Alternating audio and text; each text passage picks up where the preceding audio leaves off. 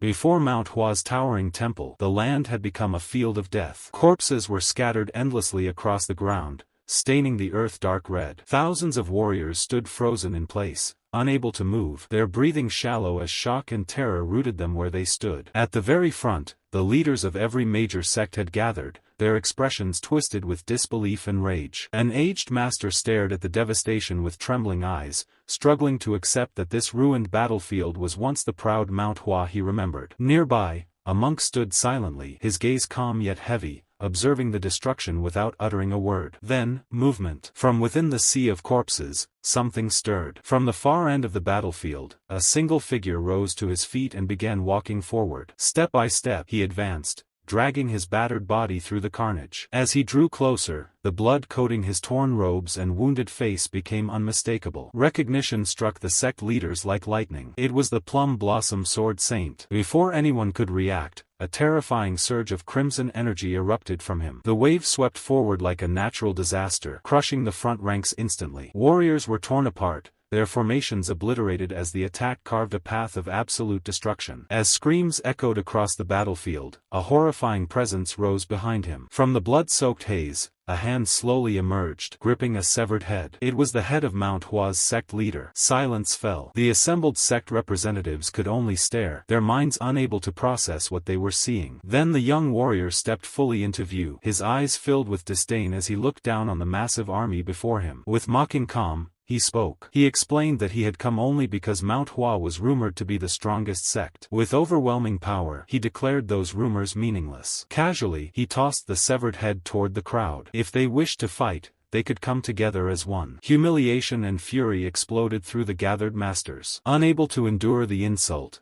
they unleashed a combined assault, pouring their strength into a single overwhelming attack. Facing them, the protagonist merely smiled. At last, the battle was becoming entertaining. The scene dissolved smoothly, and reality replaced the battlefield. Bongsu sat in his room, gripping a controller. On the screen before him, the sword master continued to slaughter countless enemies. Bongsu stared in disbelief, amazed that he had managed to fight so many opponents at once. Only then did it become clear. The massacre had all taken place inside a newly released virtual reality game. The game was infamous. Its brutality was unmatched, filled with relentless violence, vivid bloodshed, and disturbingly realistic dismemberment. Because of this, it had been buried under waves of protest emails demanding its shutdown. Yet Bongsu couldn't deny it. There was nothing else like it. As thrilling as the experience was, he leaned back and muttered that next time, he might try playing with a calmer approach. Just then, the television across the room switched to a breaking news report. The anchor announced that CEO No of Dato Industries had gone missing. Bongsu watched casually,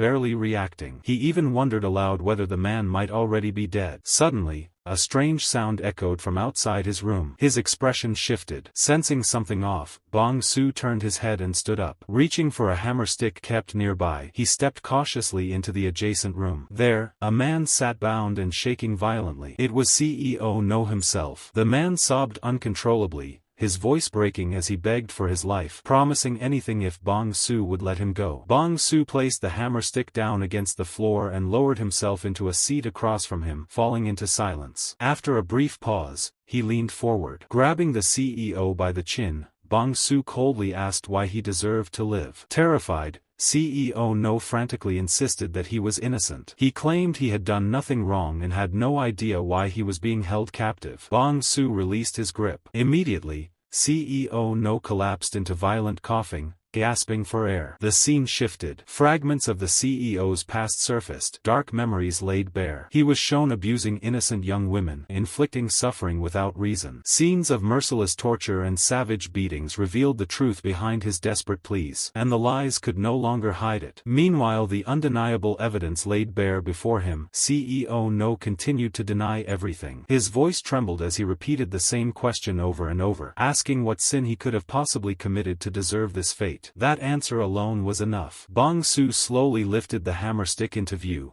making sure the man could see it clearly. His voice remained calm, almost detached, as he stated that someone truly innocent would never become prey in the first place. Panic flooded CEO No's face. He screamed wildly, insisting that he would repent on his own. Whatever wrongs he had committed, He claimed he would pay for them himself. There was no need for Bongsu to interfere. The words barely finished leaving his mouth before Bongsu surged forward. He grabbed a fistful of CEO No's hair and yanked his head back mercilessly. His grip was iron-tight as he declared that karma was not something No could escape on his own terms. The punishment would come from Bongsu and from him alone. With that, he raised the hammer high. CEO No looked up, and for a fleeting moment, something twisted flickered across his expression, something feral. In the next instant, he lunged, slamming his head violently into Bongsu's stomach. The sudden attack disrupted the strike. The hammer never came down. Bongsu staggered backward, caught off guard by the unexpected resistance. And then, something inside CEO No snapped awake. A surge of unnatural strength coursed through his body as the ropes binding his hands tore apart. The restraints fell away as if they had been nothing more than thread. Free at last, CEO No's fear twisted into madness. His lips curled into a distorted grin. All restraint vanished. Now, he wanted only one thing: to kill. He snatched the fallen hammer from the floor and advanced, eyes blazing with murderous intent. For a brief moment, Bongsu looked surprised. Then he laughed. CEO No swung the hammer down with all his strength, but it struck nothing but air. Bongsu stepped aside effortlessly, leaving the CEO frozen in disbelief. Before he could react, Bongsu clenched his fist and drove it straight into No's stomach. The impact was devastating. CEO No gasped violently, his body folding as if his organs had collapsed inward. Even so, he stubbornly tried to remain standing. Bongsu did not allow it. A ruthless kick slammed into No's leg, snapping his balance and sending him crashing hard against the floor. This time, the damage was far worse than before. Barely able to move, CEO No began crawling. Dragging his broken body across the ground, he noticed something ahead.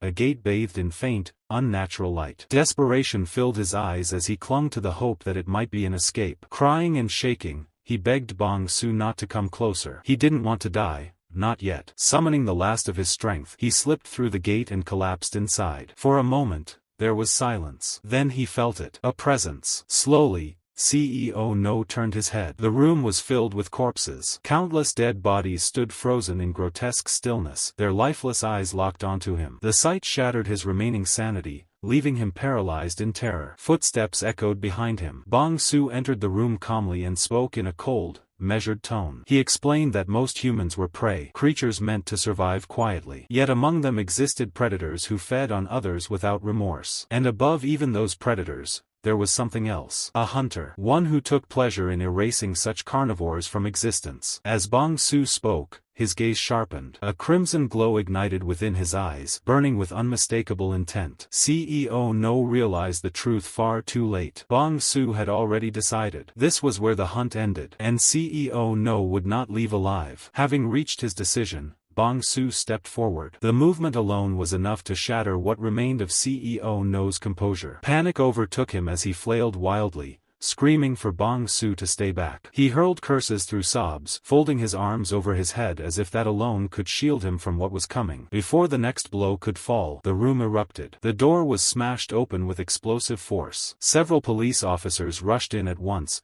spreading out in practiced formation. Guns were raised instantly, their barrels aimed straight at Bongsu from every direction. The commander stepped forward, drawing his weapon as he shouted Bongsu's charges: abduction, illegal confinement, and murder. The words rang sharply in the air. Bongsu stared at them in disbelief. His voice was steady as he asked how they had managed to find this place. The question only made the officers more hostile. A warning shot cracked through the room, the bullet tearing into the ceiling. The commander barked orders for Bongsu not to move, emphasizing that these were not toy weapons. Bongsu's eyes followed the fading smoke from the gunshot. Slowly, he looked back at the officers. For a brief moment, it felt unreal, almost identical to the virtual battlefield he had just left. Then he laughed. The sound echoed strangely, causing confusion to ripple through the police line. As the laughter faded, Bongsu spoke, asking whether any of them knew the truth about the man cowering behind them. He revealed it plainly. CEO No had murdered 6 women. He described how No had tortured them, how he had treated their suffering like entertainment, documenting their agony until their lives slipped away. The room fell silent. The officers' expressions shifted as the weight of his words sank in. Behind them,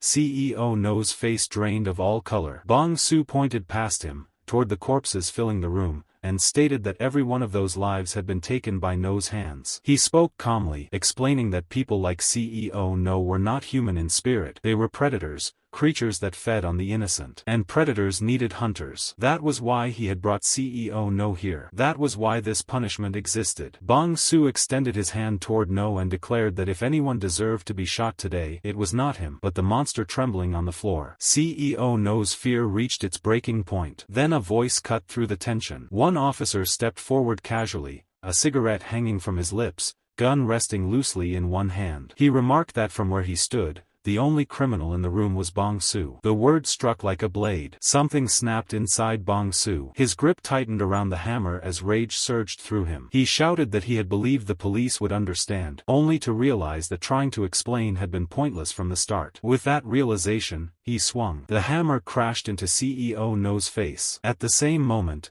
gunfire erupted. Bullets tore through the air as Bongsu saw one rushing toward him. In that instant, a single thought filled his mind. If only he had been given one more chance, he would have wiped out creatures like these without mercy. Just like in that merciless game. He wanted a world where judgment could be carried out freely. The bullet struck. Pain vanished, replaced by darkness. Memories flashed past his eyes as everything faded away. Sometime later, Bongsu's eyes snapped open. A scream tore from his throat. He gasped for air, unable to believe he was still alive. The memory of being shot was vivid, too real to dismiss. A man stood before him, staring in disbelief, clearly convinced Bongsu should have been dead. As Bongsu struggled to understand his surroundings, the man's shock twisted into anger. He grabbed Bongsu by the collar and yanked him forward, shouting about the effort it had taken to drag him here from the market. The man raised his fist, asking if he should just finish the job now. Instead, he shoved Bongsu into the room and turned away, muttering that his work for the day was done and that they would meet again. The door slammed shut. Bongsu lay there, shaking with rage. Near his hand, a stone rested on the floor. He reached for it, fingers trembling as he forced himself to stand. He lifted the stone and tried to follow, but it slipped from his grasp and clattered uselessly to the ground. His body betrayed him. Violent coughing racked his chest. His legs gave out, barely able to support his weight. Every breath felt heavy, every movement impossible. Confused and shaken, Bongsu pulled open his clothes,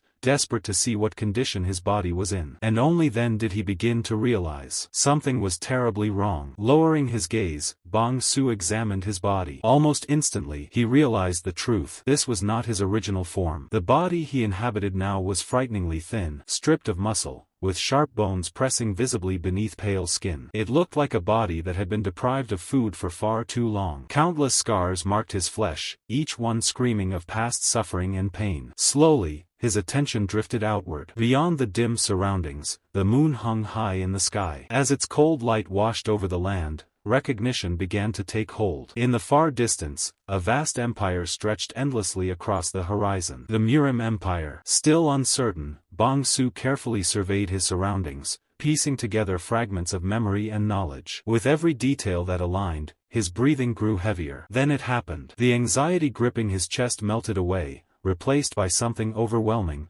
exhilaration. His lips trembled as laughter bubbled up uncontrollably. Tears streamed down his face, not from sorrow, but from joy. His wish had come true. He had died in the real world and awakened here. Unable to restrain himself, Bongsu laughed wildly. At that exact moment, a clear announcement echoed through his mind, welcoming player Dong Bongsu to the realm of the truly strong, Murim Online. His laughter slowly twisted into a chilling smile. Elsewhere, inside a stable thick with the stench of manure, a boy named Som scrubbed the ground tirelessly. His movements were dull and repetitive, as though his body no longer registered exhaustion. Years of labor had numbed him to both the filth and the pain. Before he could finish, someone appeared behind him. Mel pinched his nose in irritation, his face twisted with disgust as he gestured sharply for Som to follow. The foul smell clearly offended him, yet he showed not the slightest concern for the boy forced to endure it. There was another task, and obedience was expected. Som hesitated, glancing back at the unfinished work. That moment of reluctance was all it took. Mel grabbed him roughly, reminding him of his place. As an orphan surviving only on the scraps of the Dan family, Som had no right to question orders. Resistance was pointless. Dragged along,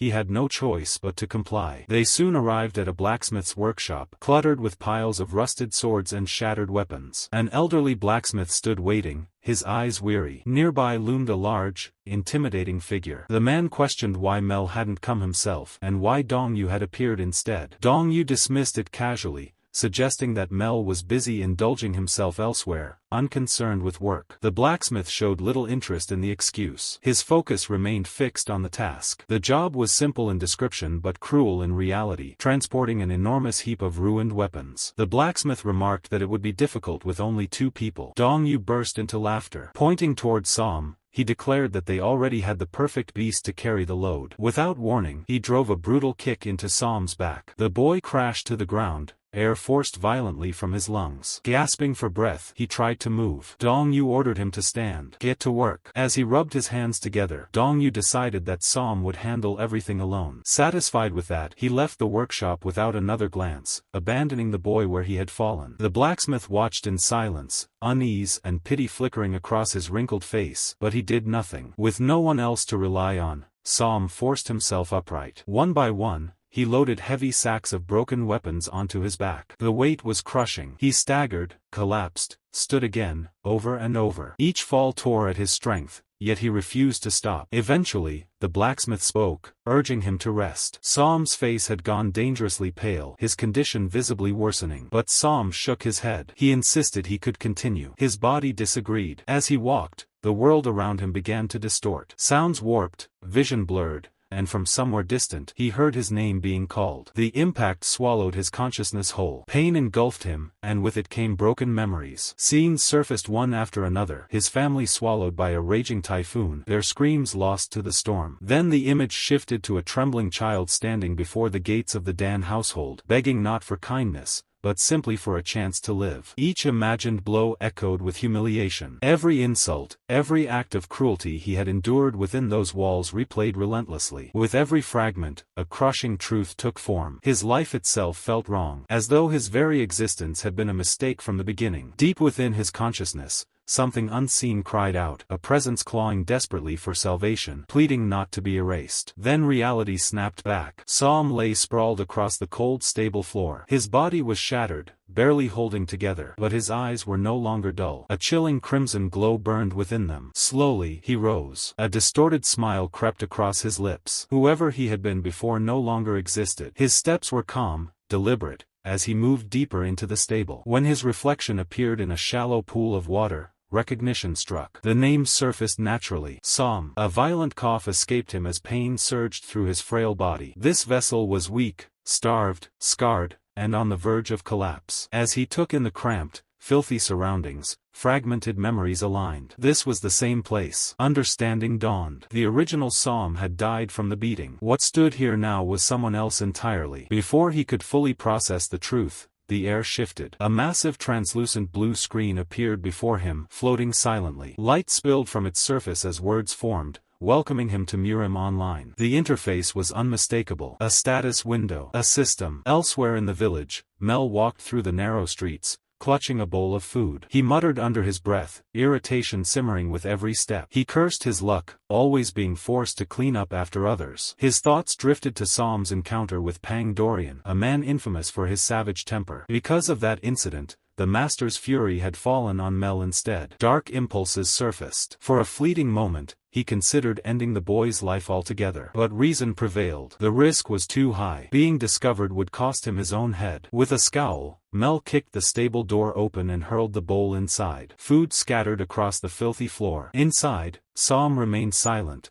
crimson eyes observing everything with eerie calm. 2 weeks. That was how long it had been since he awakened in this world. During that time, he had listened carefully, learning through overheard conversations and silent observation. Mackle's words, the behavior of those around him, every detail had been recorded. The first thing he realized was that the people here spoke Chinese, but this was not China. Nearby, guards trained relentlessly in a courtyard. Their movements shattered logic, leaping through the air, striking faster than human limits allowed. Entire formations flowed with flawless coordination. Martial arts here were not legend. They were law. This was a Murim world. The second truth was the system. The Murim online interface functioned perfectly, yet only he could see it. Despite its presence, He knew this world was not virtual. The people here were real. They felt fear, pain, and ambition. They lived and died by their own will. They were not NPCs. Staring at the blue screen, he wondered what that made him. Human, player, the distinction no longer mattered. This world was real. At that moment, Dong Yu appeared at the stable entrance, his face twisted with rage and contempt. He stormed inside, still furious about having been punished in Som's place. But something was different. Som stood without flinching. Calmly, he picked up the spilled bowl and began eating from the dirt-covered floor, unbothered. The sight ignited Dong Yu's fury. He attacked. Som moved instantly. The bowl rose, blocking the strike with precision. Dong Yu froze in disbelief. Before he could react, a sharp counterpunch crashed into him. The red glow in Som's eyes intensified. He seized Dong Yu by the throat and slammed him down with terrifying force. Terror flooded Dong Yu's face as he realized the truth. The boy he had tormented was gone. What stood before him now was something else. Something dangerous. Som's fists fell again and again. Blood splattered across the stable floor as the assault continued without pause. When Dong Yu could no longer resist, Som finally stopped. He stood amid the wreckage, a crimson aura pulsing faintly around him. Closing his eyes, he exhaled slowly. Whether he was human or player no longer mattered. This world obeyed one rule alone: strength. Only the strong survived. Here, he did not need to cower. He was no prey. He was a predator. Beyond the village lay the jungle known as Gango, home to far more terrifying beasts. Thinking of them, a faint smile curved his lips. Once this body recovered, the hunt would begin anew. For true predators, this world was not hell. It was paradise. And in the divine land of Murim, Som had finally found his place. Returning to the present, he lowered himself beside Dong Yu's lifeless body, conserving what little strength remained. There was no satisfaction in killing something so insignificant. But there was still one thing left to confirm. With his expression steady, Som shifted his gaze toward the corpse. A hypothesis had been taking shape in his mind, and now he intended to confirm it. The moment his focus sharpened, a familiar sensation responded. A vast blue interface unfolded before his eyes. The inventory window opened instantly, light spilling across his vision. At first glance, something felt off. In Murim Online as he remembered it, inventory slots had been strictly compartmentalized, each item locked into a rigid square. This was different. Here, there were no divisions, no boundaries, only an enormous, seamless space stretching endlessly like a void. Intrigued, Som slowly extended his hand toward the floating screen. The sensation was unmistakably real. The interior expanded without resistance, its depth far exceeding 100 pawns in volume. His gaze drifted from his own hand to Dongo's lifeless body, and a new thought surfaced. Testing his memory of how the system once worked, he stepped closer and pressed his palm against the man's face. The reaction was immediate. Dongo's body warped violently, flickering like a broken image. Blue light surged outward, swallowing the corpse as though it were being dragged into an abyss. Within seconds, the body vanished entirely. No blood, no trace, nothing left behind. Som remained still, watching in silence. The usefulness of this ability was undeniable. Pain flared as blood streamed down his face. The children erupted into laughter, mocking him loudly as insults followed. For a brief moment, something terrifying surfaced. Som turned slowly. His presence shifted. For a heartbeat, his form seemed darker, heavier, and his crimson eyes burned with pure malice. The children froze. One boy rubbed his eyes, unsure of what he had seen. Then it vanished. Som immediately relaxed his posture, returning to his vacant expression. Acting unaware, he turned away and continued walking the horse. Encouraged by his silence, the children resumed throwing insults and debris, laughing as they retreated. Som ignored them all. His steps never faltered. Elsewhere, Machiel cursed loudly while cleaning weapons, grumbling about Dongo and the extra work left behind. Annoyed, he made his way toward Dongo's room, wondering if the brute had truly died. He opened the door, and froze. Som stood calmly inside. Every weapon had been meticulously cleaned and neatly arranged. The room was spotless. Confusion and unease crept across Machiel's face. Had the boy completed not only Dongo's work, but his as well? Som met his gaze without speaking. Machiel assumed the near-death experience had finally broken the boy into obedience. Just as that thought settled, Som extended a small pouch toward him. Machiel opened it. Coins spilled into view. His eyes widened. Payment, earned through labor. Shock quickly turned into laughter. Convinced the boy had finally learned his place in the world, Machiel accepted the pouch with rough approval and left in high spirits. From a distance, Som watched silently. With a cold gaze, he noted the irony. Machiel didn't even realize he had just taken his own money back. Walking through the city, Machiel admired the weight of the pouch. His mood lifted. Deciding to enjoy himself that night, he headed toward a large establishment instead of his usual haunt. At the entrance, he tossed the pouch playfully. The man there greeted him warmly, recognizing him at once. Machiel made his request clear with a leering grin. Though surprised, the man accepted after confirmation. Coins changed hands. Machiel was guided toward a room at the far end of the second floor. Inside, he waited impatiently. Moments later, a woman entered. Her beauty exceeded his expectations, stealing his breath. Excitement surged as she approached and knelt gracefully before him. Unseen, a single red eye watched through a small hole in the wall. Every movement inside the room was observed without blinking. The watcher was Som. His expression was dark, controlled, and utterly merciless. The camera returns to the front desk, where the receptionist casually points the visitor toward the second floor. His voice remains steady, almost bored, as if this were nothing more than routine. He watches Mel's figure vanish down the corridor, and a wave of revulsion stirs in his chest. The image of a man his age chasing someone young enough to be his daughter makes his stomach twist. Still, the weight in his palm draws his attention back. The pouch of coins rests there, solid and reassuring. After a moment of hesitation, he exhales and convinces himself that money carries no sin. With a faint, self-satisfied smile, he slips the pouch into his pocket. Not long after, a shadow stretches across the doorway. The receptionist squints, confusion flickering across his face as he recognizes the unfamiliar figure standing there. Before he can react, the young warrior steps forward without invitation. Irritation flashes in the man's eyes as he rises from his seat, clearly displeased by the intrusion. His expression hardens, and his tone sharpens as he warns the boy that he is crossing a line. The youth does not argue. Instead, he slowly pulls out a pouch identical to the one Mel had offered earlier. His movements are deliberate. When he speaks, his words come out haltingly, as if forced, and he gestures toward a specific girl. Greed immediately smothers the receptionist's annoyance. His eyes lock onto the pouch as he takes it without hesitation, opening it just enough to confirm the familiar glint of coins inside. The realization settles in: double the payment for the same night. His mood shifts instantly. Without asking further questions, he gestures toward a second room at the far end of the hallway and steps aside. The path is clear. Som moves soundlessly down the corridor. Inside the room, Mel remains distracted,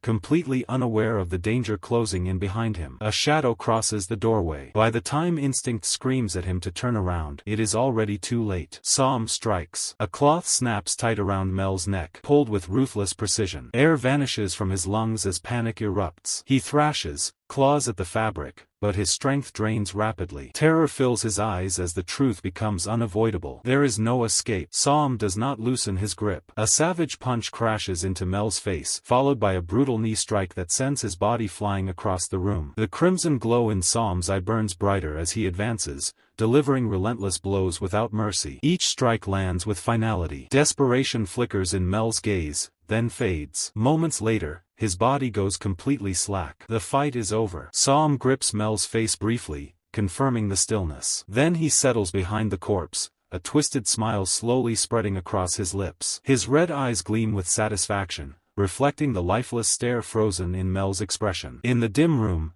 Som resembles a predator standing over its kill. He extends his hand. With calm, practiced movements, he begins erasing every trace of what happened. When he finishes, his attention drifts toward the bed in the corner. There, Chosen lies unmoving, appearing to be asleep, unaware of the violence that ended only moments ago. Som approaches quietly. He studies her face, the marks on her skin, her fragile state. Everything tells him what he already knows. In his mind, the judgment is instant and absolute. A herbivore. Weak prey. Someone without the strength or will to protect herself. With his objective complete, Som turns away. Before leaving, his gaze shifts to the narrow crack in the wall, the same opening he once used to observe Mel. He places his hand against the surface and activates his final step. The body vanishes into his inventory, leaving behind no trace, not even a stain. A sense of satisfaction settles over him. The practice he completed earlier has paid off. This ability will be essential for future hunts. Suddenly, a thought strikes him. He pauses, focuses, and just as expected,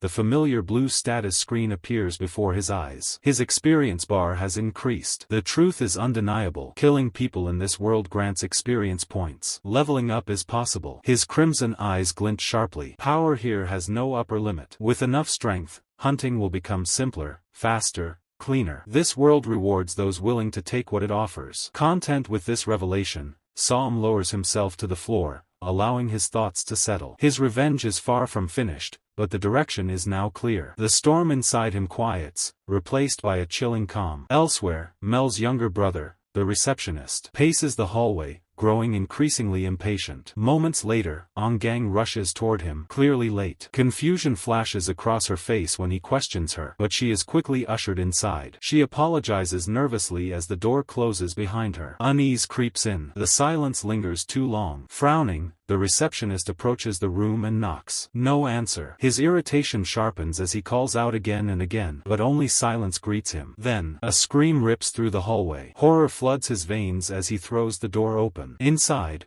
Chosen is curled on the bed, shaking uncontrollably, terror etched into every movement. His gaze lifts, and his breath catches. From the ceiling hangs a dark figure, swaying slowly, feet suspended in the air. Lifeless. Mel. The sight freezes him in place. Fear and disbelief crash over him as he stares at his brother's corpse, unable to comprehend who could have committed something so monstrous. And somewhere beyond the city, the predator has already moved on. The scene shifts far away, revealing Anhui Province, a vast land of winding rivers and endless plains. Fertile soil and countless lakes made it a natural hub for trade. Commerce flourished, wealth flowed, and prosperity spread across the region. But where money gathers, darkness follows. Bandits, thieves, and criminals soon infested the land. To restore order, martial arts sects rose one after another, enforcing balance through strength. Among them, a select few stood far above the rest, and their influence was only just beginning. Among the many powers rooted in Anhui Province, the most prestigious bloodline belonged to the Naming family. Yet when it came to sheer influence, none could rival the Dan family. Their authority did not stem from strength alone. What truly inspired fear was their intelligence arm, the Black Crow Division. The division's reach extended far beyond conventional networks. Even the famed beggar sect struggled to match its information-gathering capabilities. Secrets, movements, whispers, few things escaped the Black Crow's notice. But recently, even this vast web had been disturbed. Inside a dim, silent chamber, a subordinate knelt and presented a scroll with careful reverence. The man who accepted it was Geo, the commander of the Black Crow Division. His expression darkened as he read. The contents described an unsettling anomaly, a sudden spike in suicides across the province. Nearly 100 deaths. In the past, such incidents were rare, occurring perhaps once or twice a month. Now, bodies were appearing in clusters. Every case appeared airtight. No evidence of foul play. Every conclusion pointed neatly toward suicide. That was precisely what troubled Geo. The perfection felt unnatural, manufactured rather than organic. He ordered his men to trace the first recorded case. The response unsettled him immediately. The earliest victim was Mel, a member of the Dan family. That detail alone raised alarms. Geo demanded the location of the incident. When told it had taken place at an inn, he made his decision without hesitation. He would investigate personally. Though the subordinate hesitated, Geo dismissed all objections. Only by seeing it himself could the truth be uncovered. Soon after, Geo arrived at the Bonggyonging Inn with his men. He stopped before a particular door and confirmed it was the room where the body had been discovered. The receptionist, Mel's younger brother, nodded stiffly, his face pale as the memory resurfaced. Geo stepped inside. His sharp eyes swept across the room. The more he observed, the deeper his suspicion grew. Everything was pristine. Too pristine. There were no signs of forced entry, no marks of struggle. For an outsider to enter unseen would have been nearly impossible. That narrowed the possibilities. He examined the wooden wall, noting that its structure differed subtly from the others. Geo explained that removing certain planks could form a concealed passage, yet there was no evidence the boards had been disturbed. He then shifted his gaze upward,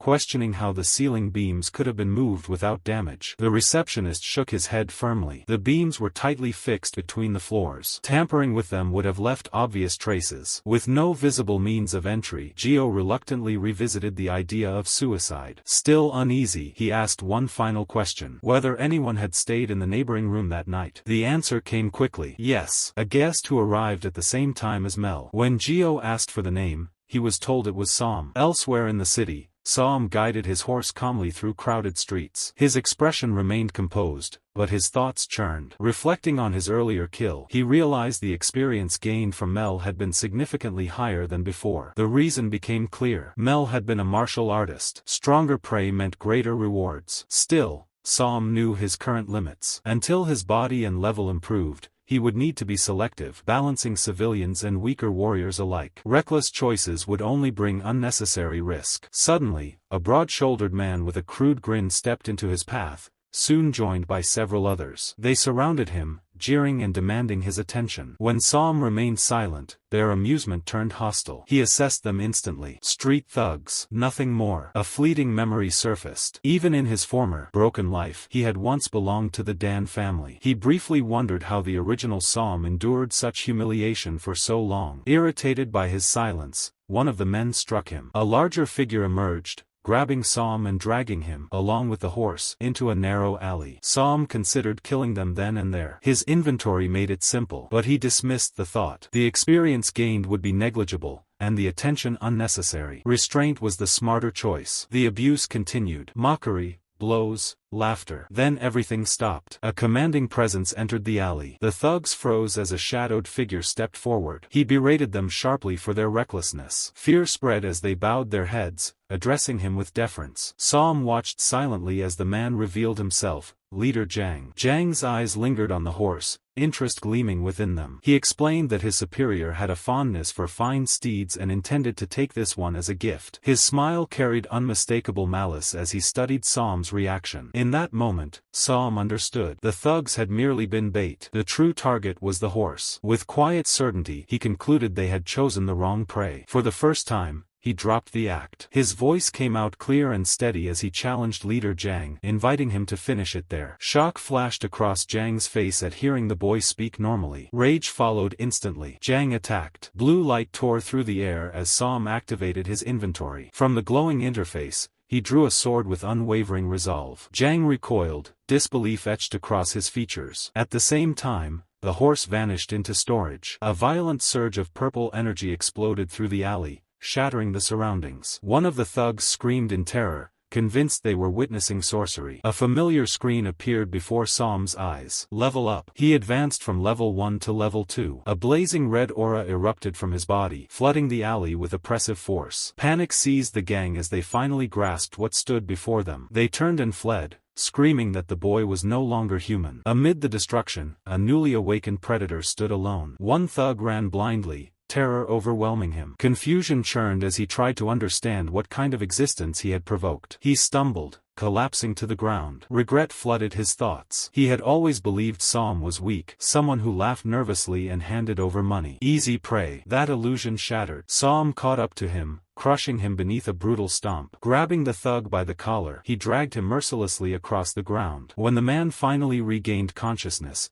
he found Som sitting calmly before him. The fear was unbearable. Som stepped closer and pressed a blade against the man's throat, demanding information about the man who had died earlier. Trembling, the thug confessed. His name had been Django. The name stirred Som's memory. He asked about the organization Django served. The thug answered quickly, the Black Snake Society. He continued spilling everything he knew. The Black Snake Society was part of the Ebony Syndicate, a criminal force controlling Bong Yang's underworld. Django was not a mere member, but an executive. When pressed further, the thug revealed the leader's name. Bangpa. He admitted Bangpa had ordered Django to kill Master Som and seize the horse. Som processed the information calmly. The structure was clear. A hierarchy. A boss. In modern terms, nothing more than an organized gang. He demanded every remaining detail, making it clear the man's life depended on the value of his knowledge. Hope surged through the thug as he spoke desperately. In the next moment, the alley fell silent. The thug lay lifeless on the ground. Som opened his inventory and erased every body, leaving no trace behind. The hunt continued. After everything ended, Som remained seated in the ruined alley, silently reviewing what he had gained from the encounter. Among all the revelations, one stood above the rest: the existence of the Ebony Syndicate. He had long been searching for prey that existed between trained martial artists and helpless civilians, and now he had found the answer without even seeking it. From that moment forward, Som made a quiet decision. These people would become his primary hunting targets. Lowering his gaze, he examined his hands. Every scratch,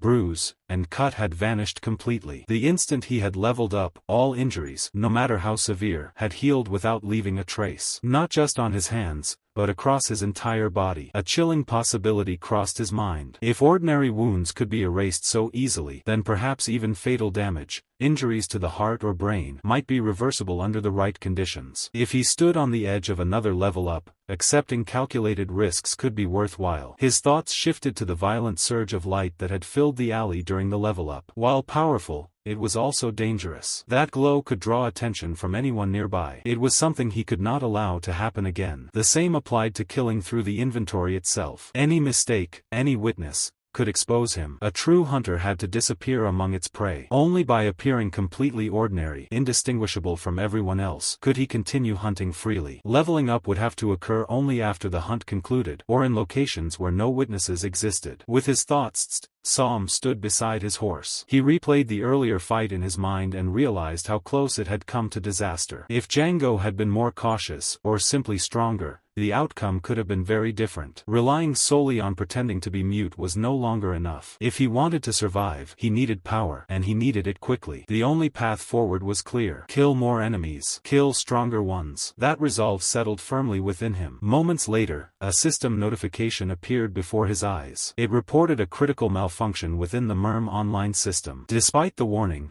the message insisted that gameplay could continue normally. However, the error itself remained unresolved. Som narrowed his eyes. The timing was too precise. The error had appeared immediately after he reached level 2. He quickly arrived at a conclusion. The cause was himself. The coexistence of a system that should not exist and an individual who should not exist in this world was creating instability. By definition, his presence alone was already a critical error. Opening his status window, Som noticed another change. The attributes that had previously appeared as question marks were now displayed as fluctuating gauge bars. He suspected this too was a consequence of the system malfunction. Reality, unlike a game, could not be perfectly quantified. Next, he examined his skill list. Stab, block, throw. All familiar abilities, basic passive skills generated when creating a character in Murim Online. Then his eyes paused on something unfamiliar. Spirit Eye. He had never encountered such a skill before. There was no description attached, no explanation of its function. As if responding to his curiosity, the system suddenly announced that Spirit Eye's activation conditions had been met. The skill began activating automatically. An enemy with a level difference of 10 or more had entered within a 20-meter radius. The message persisted as the distance steadily decreased. Som's expression tightened. Based on the warning, he quickly deduced that Spirit Eye functioned as an early detection ability. However, as the distance continued shrinking, his attention shifted toward the gate. Whoever was approaching was unlikely to be an enemy. Very few would dare intrude into the Danri clan's territory, and an assassin would not move so openly,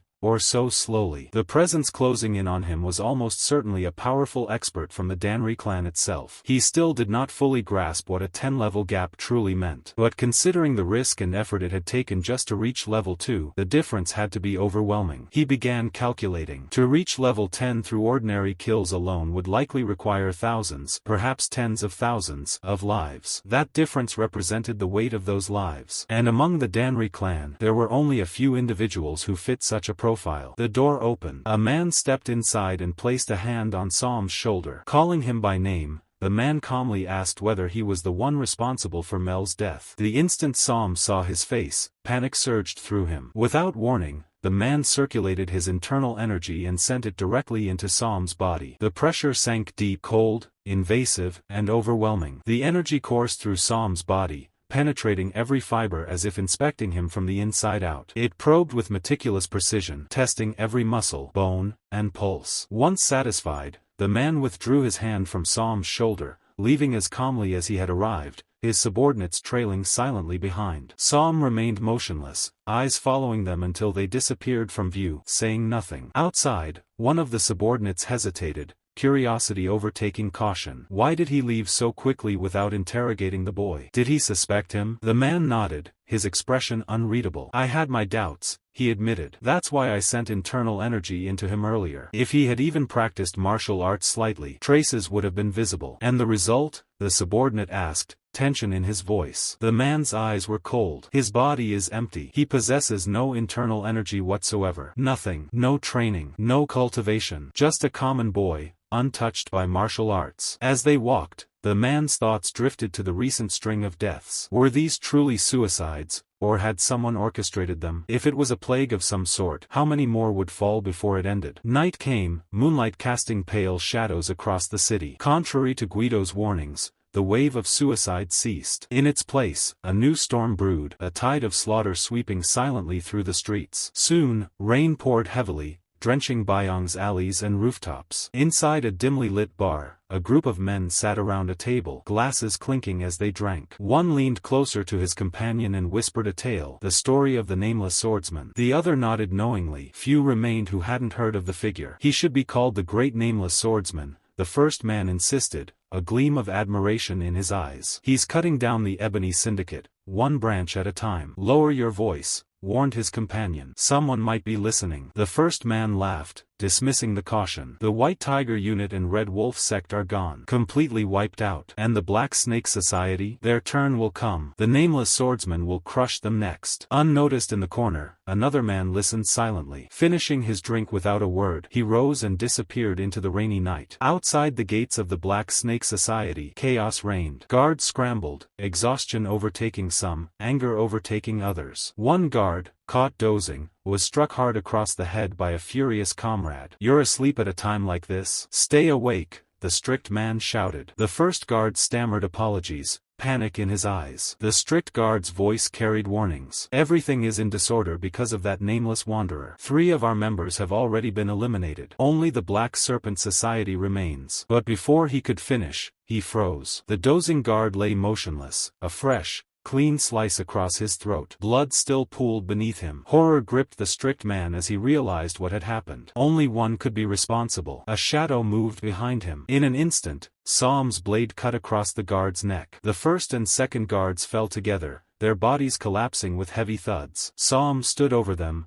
crimson eyes cold and unyielding. He moved silently into the heart of the Black Snake Society. Inside, dozens of opponents awaited, weapons drawn, swords, daggers, knives, and more. Som's senses sharpened instantly, every muscle tensed. An elder stepped forward, sword drawn, recognizing the intruder as the infamous nameless rat. Arrows littered the ground at Som's feet, a clear trap. But he remained calm, expression hidden beneath shadow. A thunderclap split the night sky, the signal. "Kill him. End that bastard now," the elder roared. All at once, the attackers surged forward. Som activated his skill, sweep of 1,000 soldiers. With one fluid motion, his blade sliced through the mass of enemies, decapitating almost all in a single, devastating arc. The few who survived froze, terror-stricken. One man stammered to his leader, unsure what to do next. The elder shouted at him to act, declaring he would finish the boy himself. Charging forward, the elder met Som's counter. Swiftly, Som seized the advancing man, driving his sword through the man's stomach. Death came instantly, shock frozen across his face. A bald assailant attacked from behind, mocking him, declaring that he had finally cornered Som. The boy turned, eyes locking on the intruder. Calmly, he drew a blade from his inventory, appearing from nowhere, and slit the bald man's throat. The remaining men gaped in disbelief,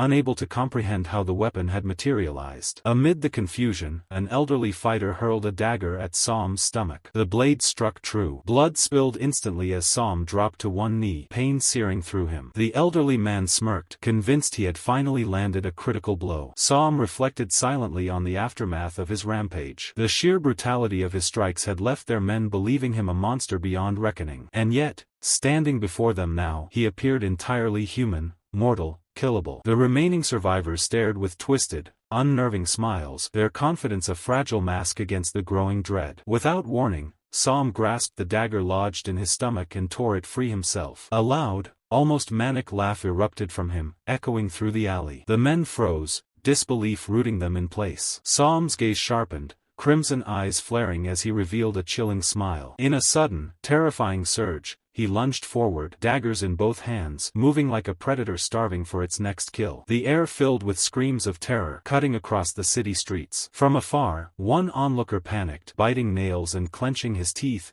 realizing that only a fraction, 13%, of their forces remained alive. Desperation gripped him. Could a single boy truly annihilate them all? In a futile attempt to rationalize their crimes, he told himself that they had done little more than minor extortion, trafficking, and selling women, mere victims who were not even fully human in his eyes. But fear gnawed at him relentlessly. He understood, in that instant, that Som was far worse than anything he had imagined. Survival demanded that they end him immediately. A plan formed. The alley led toward Paradise Mansion, the residence of the Black Snake Society's leader. Darkness could be their ally. They believed the shadows would conceal their advantage. Even as he organized the ambush, he noticed figures already lurking in the gloom, waiting for Som's approach. Soon, Som stepped into view, emerging from the Black Snake Society's stronghold. The leader signaled, and arrows rained toward him. Som leapt effortlessly, narrowly dodging each shaft with uncanny precision. From a distance, the leader squinted, losing track of him entirely. The boy's movements were indecipherable, his appearance obscured. No one could determine his gender, identity, or true nature. Then, screams erupted, first one, then another, echoing through the darkness. Som moved methodically, slitting throats and leaving a trail of lifeless bodies. The leader stood frozen, horror rooting him in place. Panic surged as he realized the others were likely already dead. In that moment, the truth became undeniable. This was the Nameless Wanderer. Fear and disbelief battled within him. He tried to comprehend Som's motives, his reasons for descending upon them with such ferocity. He pleaded in vain, denying Som's right to enact judgment. But the red glow of those eyes offered no mercy. Before his words could even finish, Som moved, swift, absolute, and the man's throat was gone in an instant. The body hit the ground, severed cleanly. Som's intent was unambiguous. He wanted only their lives. The camera of the scene widened, revealing the aftermath. Bodies littered the streets. Blood soaked the ground. Every throat was cut, every corpse lifeless. Amid the carnage, Som's lips curved into a faint, predatory smirk. It became clear this man was Bang Pu,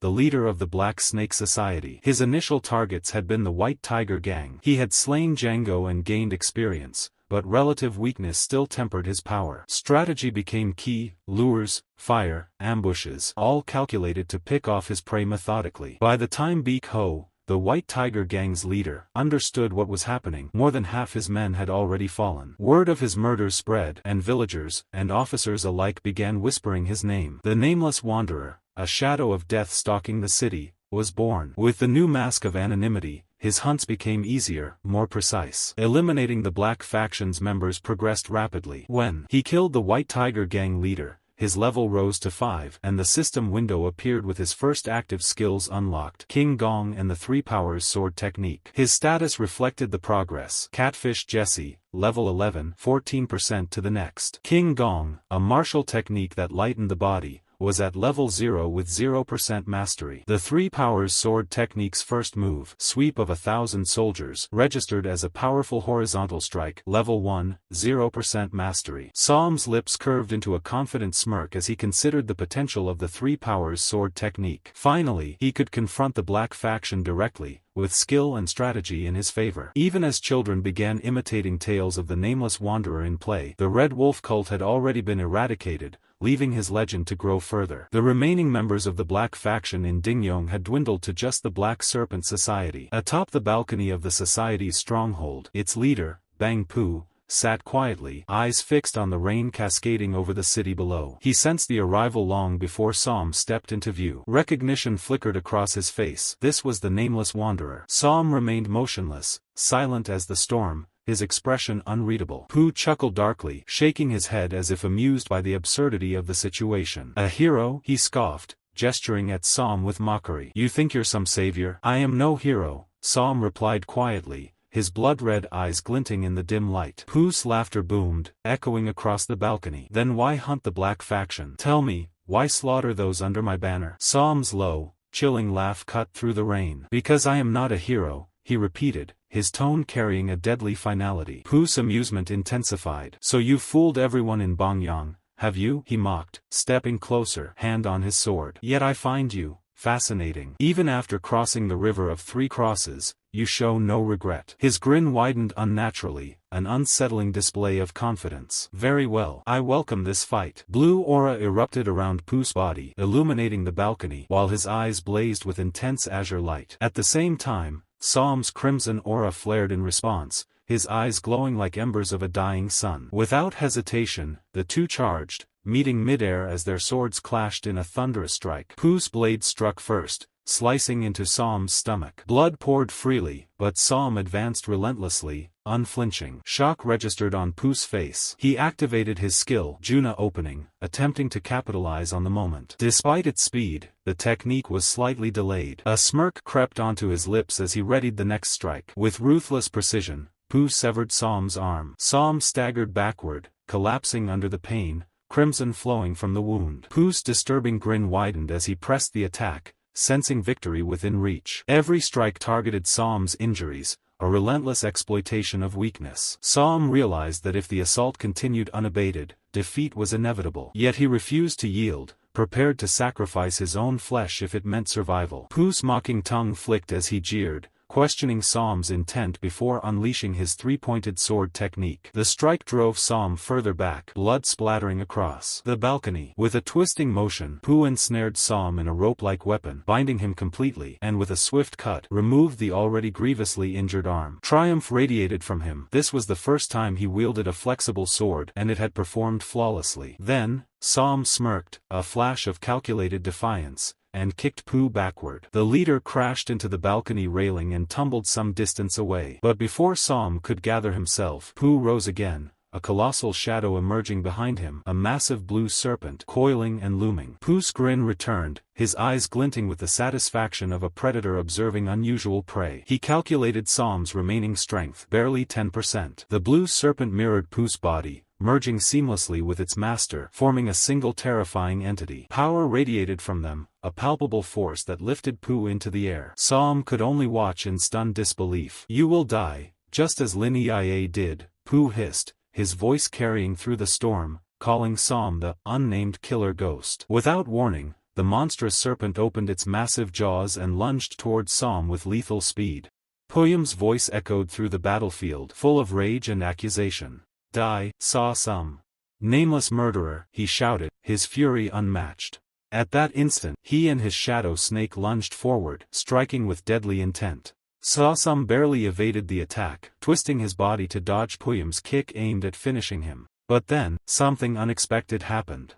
The shadow snake's movements faltered, blinded by the dust swirling around them. Puyum's eyes widened in disbelief, struggling to process the sudden failure of his attack. Still, the shadow snake regained its precision and struck from above, landing a brutal blow. Sosam's body recoiled, and blood flowed freely from the impact. From Puyum's perspective, victory was finally his. Relief surged through him, followed by a burst of excitement. "It's over. I've got him," he cried, certain that his enemy lay defeated. But that certainty vanished in an instant. Squinting, Puyum realized the truth. The figure struck was not Sosam, but a black doll, a mere decoy. Shock ripped through him as understanding sank in. Sosam had survived. His real opponent remained suspended in the air, untouched and unharmed, protected by his clever trick. Without hesitation, Sosam activated the second form of his Sami sword technique. His body surged forward like a coiled spring released, the sword in his hands cutting through the air with lethal intent. Puyum responded immediately, unleashing his Jikto H Wangriang and charging toward his foe. But his assault faltered. Sosam's technique was flawless, slicing through Puyum's attack effortlessly. In a devastating motion, the sword pierced straight into Puyum's chest, blood gushing in a crimson torrent. Pain exploded across Puyum's body, leaving him gasping and groaning in shock. Even as he reeled, Sosam's keen observation caught the faintest detail. Puyum had partially blocked the strike with his hand, narrowly sparing his heart. The revelation only fueled Puyum's defiance. With renewed ferocity, Puyum lunged again, this time wielding his chain. Sosam's sword met the assault head-on, clashing against the metal links. But Puyum's desperation grew, and with raw strength, he grabbed the blade with his bare hands, refusing to let the fight end. Blood dripped from Puyum's hand, yet his grip on the sword never wavered. By sheer force, he held the blade in place, his eyes locked on Sosam with a murderous glare. "Don't miss, you nameless bastard," he roared, rage thick in his voice. Sosam remained calm, a fleeting flicker of surprise crossing his face before he quickly accessed his inventory. Suddenly, corpses, men and women Sosam had defeated, began to pour out, seemingly from nowhere, falling in a relentless cascade onto Puyum. The battlefield was instantly transformed, the area around him was swarmed with the lifeless bodies, forming a macabre barricade that blocked his sword.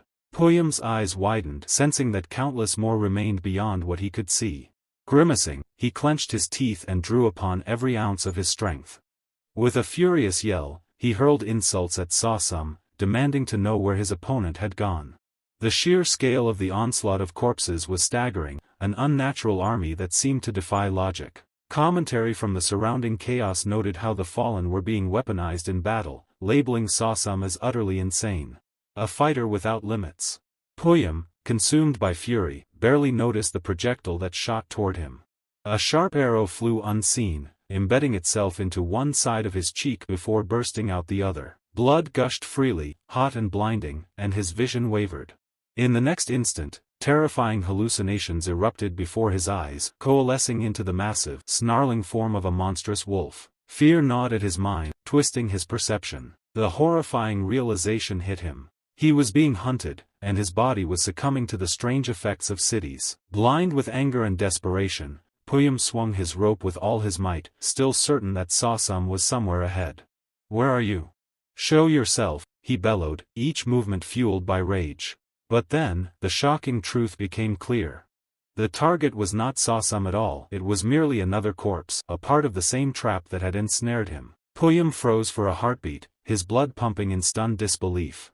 The rope completed its arc, slicing through the corpse in a brutal, precise motion. Flesh tore, bones splintered, and the body was shredded to pieces before him, leaving Puyum to confront the unnerving reality of Sawsum's tactics. Before Puyum could even comprehend the chaos around him, Sawsum emerged from the shadows, moving with terrifying precision. In a heartbeat, his sword pierced Puyum's back, cutting through with lethal force and exiting his chest.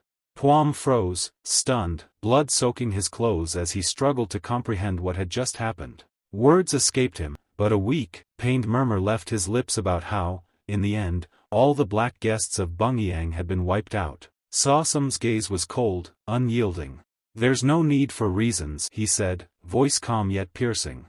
"Humans have always killed one another. Even after they evolved, even after civilizations rose, nothing has truly changed."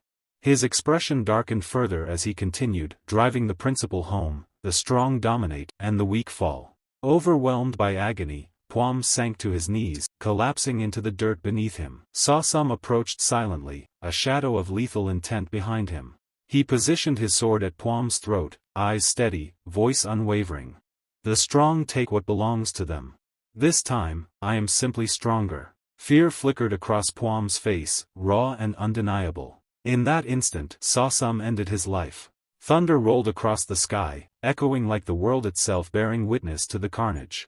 With every remaining member of the black tribe eliminated, Sawsum cleaned his blade with deliberate calmness, his movements devoid of hurry or hesitation. In his mind, he assessed the outcome. The preparations were complete. The black guests of Bungyang had been annihilated, and it was time to advance to the next stage.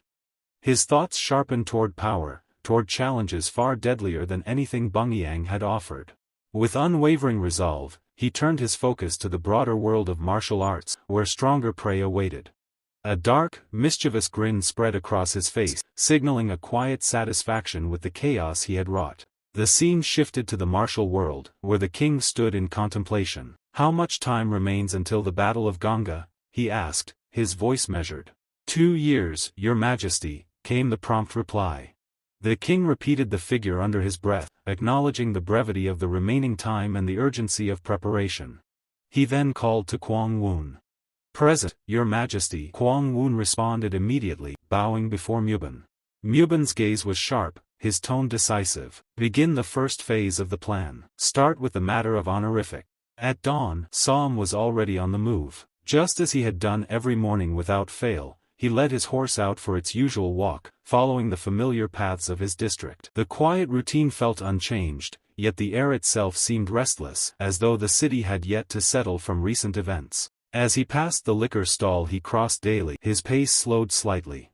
A group of men had gathered there, their voices louder than usual. Today, their conversation buzzed with excitement.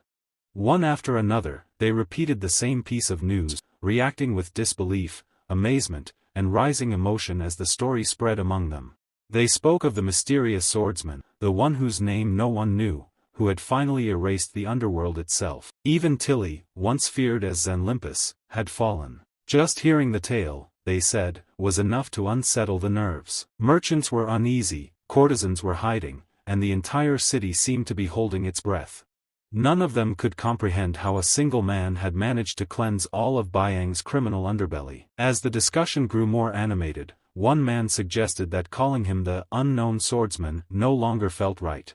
Someone capable of such a feat deserved a better title, perhaps a great, nameless hero. At that moment, another man stepped into the group, his expression conflicted. He admitted that despite everything, the situation left him uneasy.